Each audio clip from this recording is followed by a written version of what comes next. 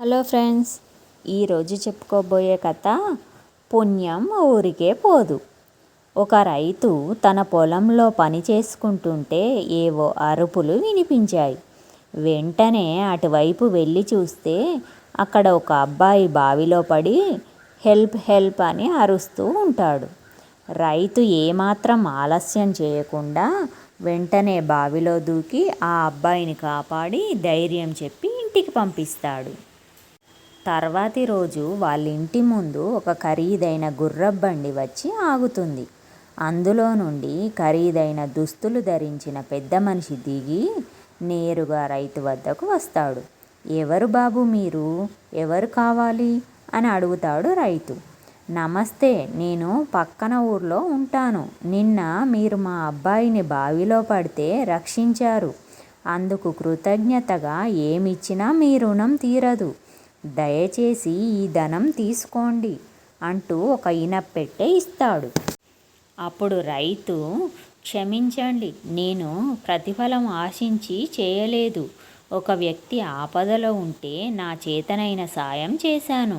అది మనిషిగా నా ధర్మం అంటూ సున్నితంగా తిరస్కరిస్తాడు. ఇంతలో ఆ రైతు కొడుకు అక్కడికి వచ్చి పెద్ద మనిషికి నమస్కరిస్తాడు. ఈ అబ్బాయి నీ కొడుకా? ఏం చదువుతున్నాడు అని అడుగుతాడు పెద్ద మనిషి. అవునండి, నా కొడుకే. కొంతవరకు చదివించాను. ఇక చదివించే స్తోమత లేదు. ఇప్పుడు నాతో పాటే పొలానికి వచ్చి పనుల్లో సాయపడుతుంటాడు అంటాడు రైతు. అలాగా, అయితే నా మాట విను. నీ కొడుకుని నేను చదివిస్తాను. నా కొడుకుతో పాటు పెద్ద చదువులు చదువుకుంటాడు. ఖర్చంతా నేను భరిస్తాను. నా మాట కాదనకు.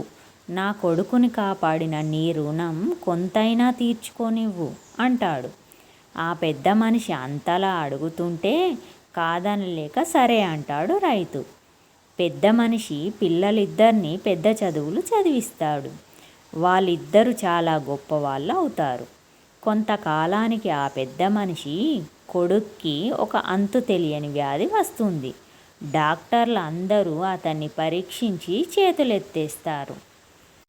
అప్పుడు ఆ రైతు కొడుకు వచ్చి తను కనిపెట్టిన మందుతో ఆ వ్యాధిని నయం చేస్తాడు.